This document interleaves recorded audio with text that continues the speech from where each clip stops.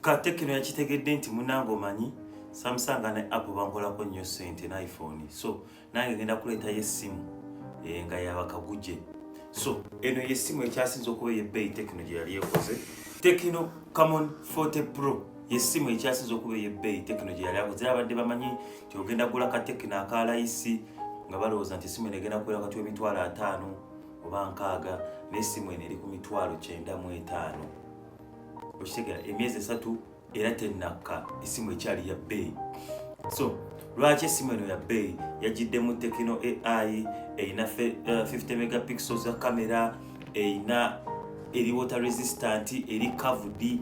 Kwegamba essimu eno Tecno yasazeewo gikola ng'eyagala competinga nabaki naba Samsung. Era mu Samsung ebbeeyi mweri eri mu bbeeyi ya S22 ate ng'era ebeera na used.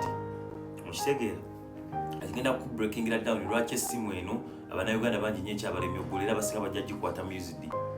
Tebagenda sobola gikwata mu bupya olw'ensonga emiwendo gyayo gikyali waggulu. Tukkirize. Kale Tecno Camon 40. Tecno Camon 40 nga bw'ogya wano bagikoze ng'erina amaaso 3 wano emabega ate nga na wano eri curved. Okitegedde ku screen kuno eri curved. Eno Camon 40 Pro eri curved. Erinamu kamera ya Sony eya 50 megapixel emabega eno. 50 megapixel emabega. Okitegedde. Processor yayo ya MediaTek G100.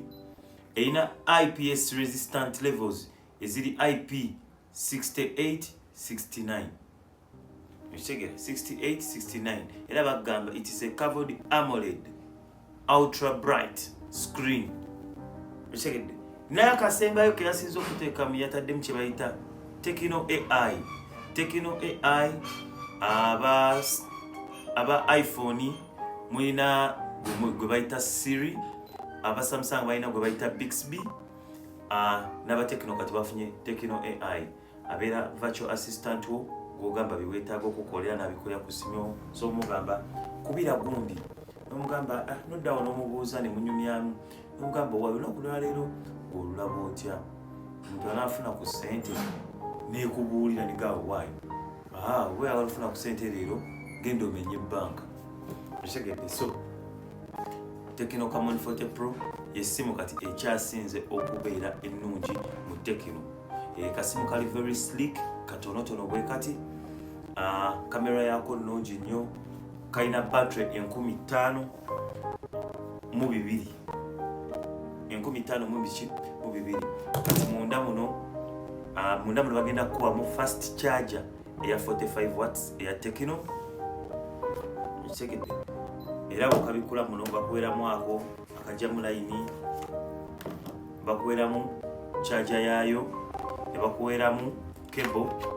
Yes. Okitegedde. Ebyo bibigira mu box eya Tecno. Nga kasimu kalungi nnyo kayombeza abantu bakaodarinze nga bakagala nnyo ku layisi naye tekaliimu ate ne mu used tekannabaamu. So Tecno Camon 40 Pro bweti bwejja nga bw'oyagala ogyodaringa enamba weeri awo ku WhatsApp wansi mu description. Era Tecno Camon 40 Pro bw'ogikomparinga ne Samsung ekisingako obuwanvu ne screen size bw'ogikomparinga ne Samsung S22. Naye ng'ate eno Samsung S22 mu used eba egula sente ze zimu ne Tecno Camon 40 Pro empya. Okitegeera. So at least Tecno erinyisiza omutindo. Essimu eno bw'ogyaba erinyisiza omutindo. Kale ngenda kugezaako okutestingira ku kamera olabe bwe ziri. Bakiyinza okugezaako nga ne ku mizindaalo n'olya ku sound yayo. Naye nga tetunakola ekyo likinga, subscribinga, followinga. Ekitundu ekyokubiri nsooke nkusoosootolera essimu eno yonna oyongera okugitegeera. Kale tusimbudde.